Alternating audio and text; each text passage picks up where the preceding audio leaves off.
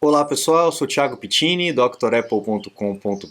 Bem-vindos ao 175º Dr. Apple News. Um abraço para o Gilberto, para o Antônio, para o Renato, me ajudando sempre com sugestões de pauta. Vamos lá, temos notícias aí bem interessantes e também bem preocupantes com relação à Apple nessa semana. Bom, a gente começa então falando no dia 12 de dezembro de 1980, quando a Apple fez o seu IPO, fez a sua abertura de capital na Bolsa de Valores, né? E para vocês terem uma ideia, pessoal, foi muito antecipada essa abertura, né? O pessoal divulgou muito e tal. E foram aí comercializadas 4,6 milhões de papéis, né, a US$ 22 por papel. Então a galera ficou milionária instantaneamente. Então cada ação ali valia US$ 22 naquela época. Vamos perguntar para a Siri quanto que está valendo hoje, só para a gente ter uma ideia? Quanto está a ação da Apple hoje? A 136. E isso já flutuou, tá em queda, tá, pessoal? Já flutuou bastante, mas você imagina aí como que foi isso aí naquela época.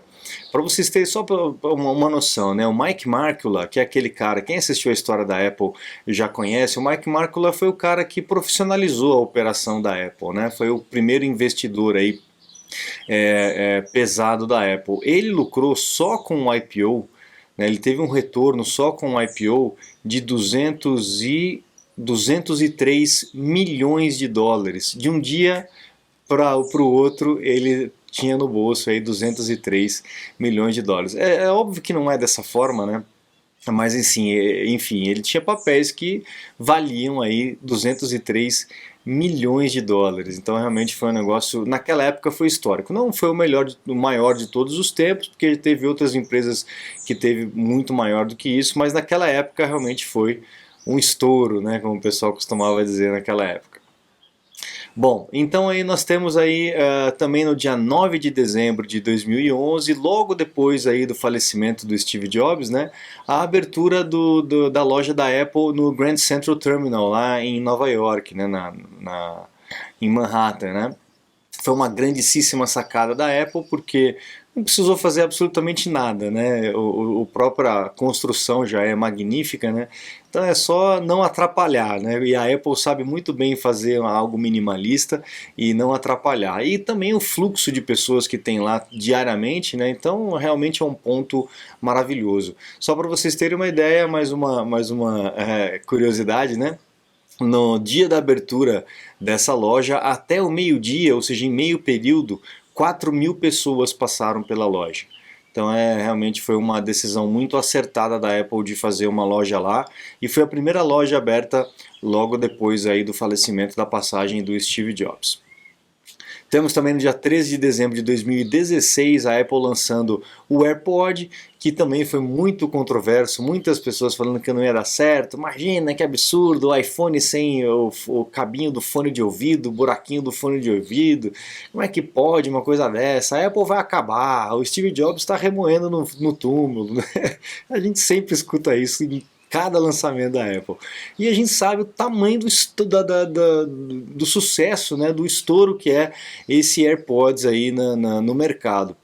E também as outras empresas, né, as outras fabricantes, seguindo a mesma trilha e também desenvolvendo seus produtos. Então, 2016 aí é a data de 13 de dezembro de 2016 é a data de nascimento do AirPods. Também temos a comemoração do nascimento do iMac Pro, que não durou muito e que está esperando aí que seja ressuscitado, né?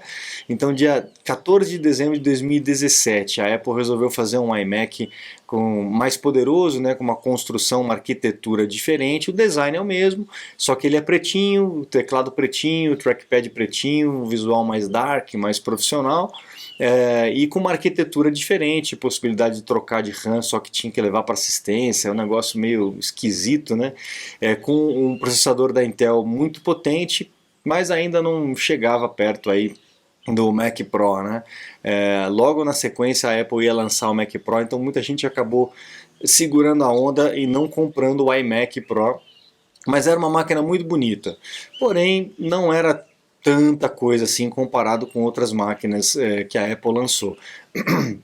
E agora comparando com os Apple Silicon, então realmente fica bem para trás, uma máquina bem cara, com um desempenho que realmente não é tão grande assim. Bom, vamos para as notícias aí seculares. A gente tem atualizações, né? O iOS 16.2, o iPad, o Mac também, o macOS Ventura também teve atualização.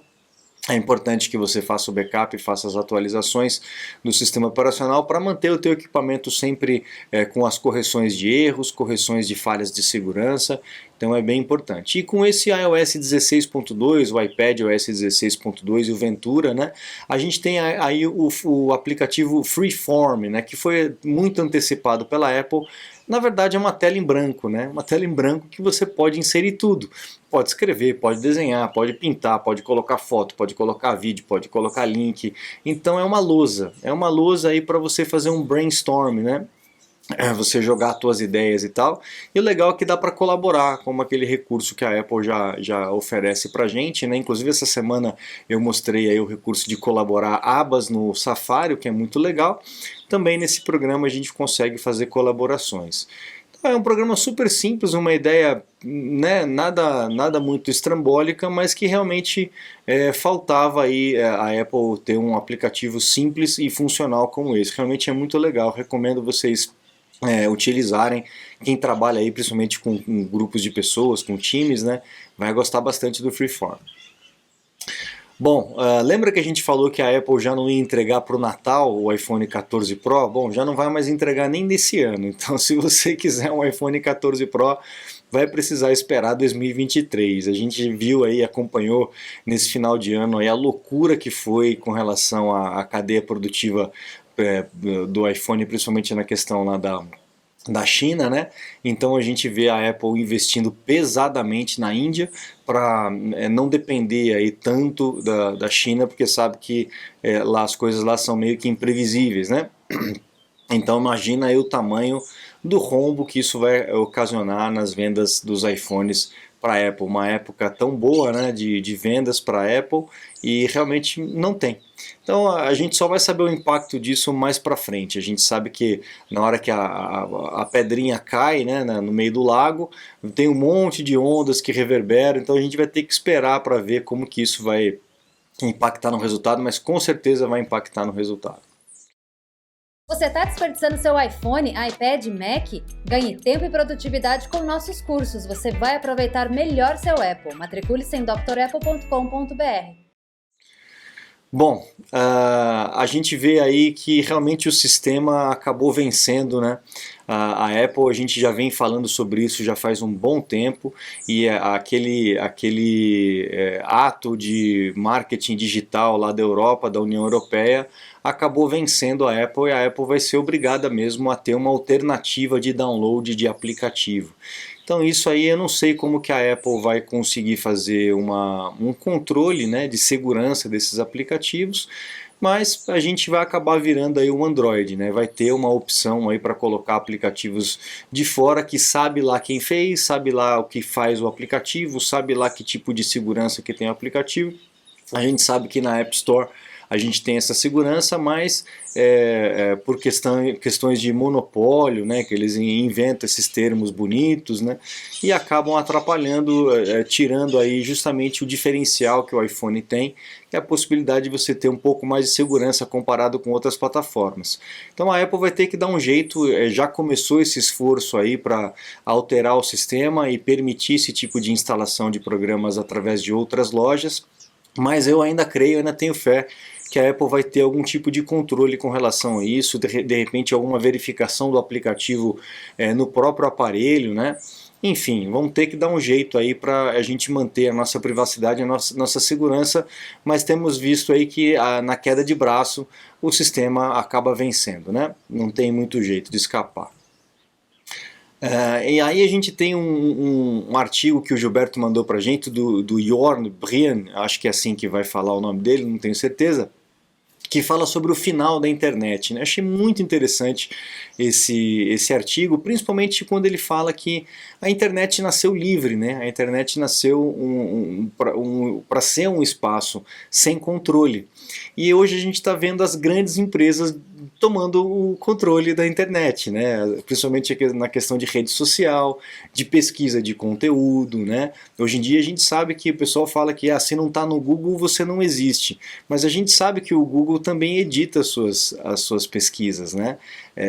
Ele pode sumir com uma página da sua pesquisa, do seu índice, só porque quer. Então a gente realmente, existem outras ferramentas de busca, mas daí o trabalho é muito maior, como realmente né?